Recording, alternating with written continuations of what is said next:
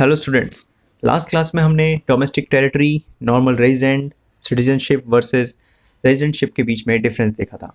इस वीडियोस में हम डिफरेंस देखेंगे factor income and transfer income और भी अलग अलग टॉपिक्स के बीच में। आइए शुरू करते हैं। Factor income and transfer income. Factor income, it refers to the income received by the factor of production for rendering factor services in the production process. Factor income वो इनकम होती है जो हमें फैक्टर सर्विसेज प्रोवाइड करके मिलती है। Factor service हम factor of production के लिए प्रोवाइड करते हैं, जैसे लैंड, लेबर, कैपिटल, एंटरप्राइज। ये चार चीज़ हम प्रोवाइड करते हैं, हाउस होल्ड फर्म को प्रोवाइड करता है। इसके बदले में जो उसे इनकम मिलती है, जो कि rent, wages, interest and profit होती है, उस इनकम को फैक्टर इनकम कहते हैं।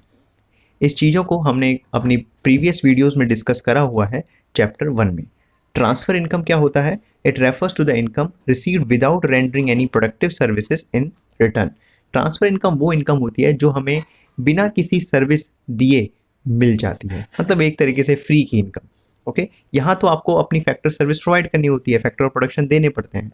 यहाँ पर आपको कोई सर्विस दिए बिना जो आपको इनकम रिसीव हो रही है उसे ट्रांसफर इनकम कहते हैं। कंसेप्ट की अगर हम बात करें तो फैक्टर इनकम एक अर्निंग कंसेप्ट है, यहाँ पर आप अर्न करते हैं। ट्रांसफर इनकम रिसिप्ट कंसेप्ट है, आपको अब मिल जाता है, ऐसी अर्न नहीं करते, आपको मिल जाता है।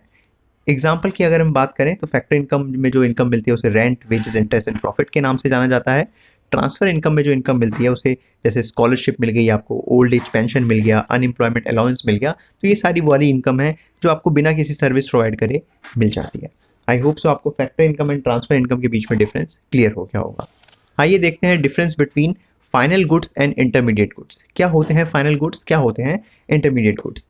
Final goods, it refers to those goods which are used either for consumption or for investment. Final goods generally वो गुड्स होते हैं जिसको या तो हम कंजम्पशन, कंज्यूम कर लेंगे, या फिर उसका हम इन्वेस्टमेंट कर देंगे। ऐसे गुड्स को फाइनल गुड्स कहते हैं। कंजम्पशन, जैसे अगर मैं कोई मिल्क लाया और मिल्क को मैंने कंज्यूम कर लिया तो मेरे लिए मिल्क क्या होगा? फाइनल गुड होगा।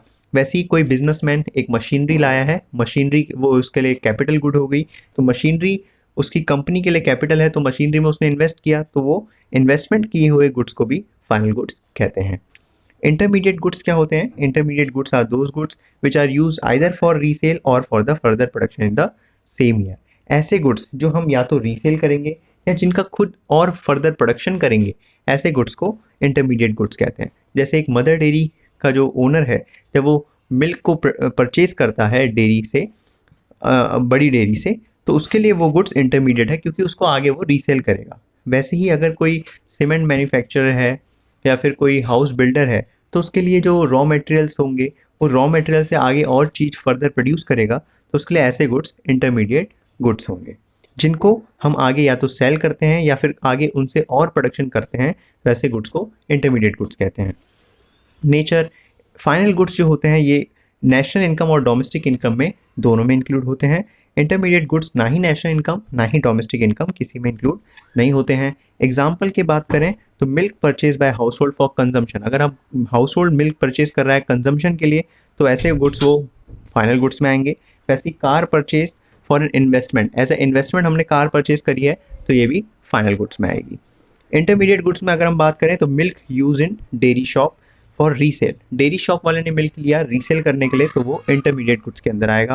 वैसे coal use by the factory for the production, factory ने कोल यूज किया है प्रोडक्शन पर्पस के लिए, तो फिर वो भी इंटरमीडिएट गुड्स में आएगा। आइए देखते हैं, जो अभी हमने फाइनल गुड्स सीखा वो फर्दर कैटेगरी हम उसकी कर सकते हैं दो टाइप में, एक है कंजम्पशन और एक है कैपिटल गुड्स। कंजम्पशन गुड्स क्या होते हैं?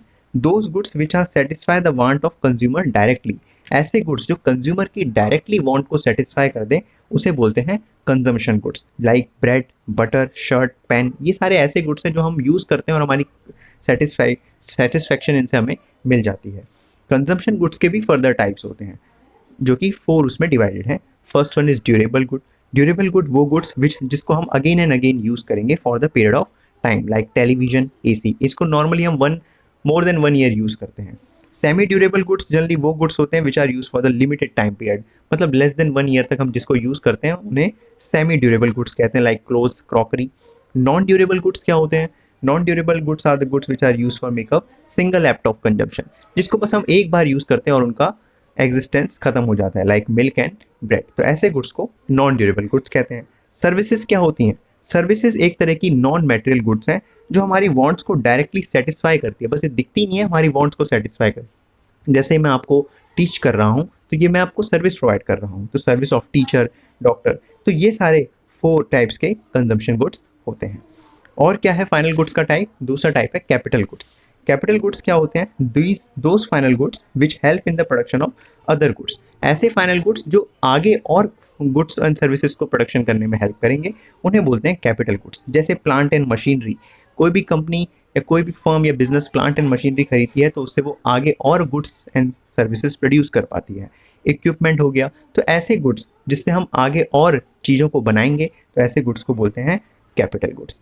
आई होप सो आपको आज का टॉपिक क्लियर हो गया होगा। आज हमने सीखा कि फैक्टर इनकम और ट्रांसफर इनकम क्या होता है, final goods and intermediate goods के बीच में difference, and last final goods के टाइप्स जो कि कंजम्पशन एंड कैपिटल गुड्स हैं। आज के लिए बस इतना ही। अगर आप किसी भी स्टूडेंट को कोई डाउट है तो वो नीचे ज़रूर कमेंट करें। इस वीडियो को लाइक करें, शेयर करें और अपने फ्रेंड्स के साथ शेयर करें ताकि वो भी क्या कर सकें, ऐसी नॉलेज को ले सकें और उनके भी कंसेप्ट क्लियर हो जाएं। तब तक के लिए बाय, टेक केयर।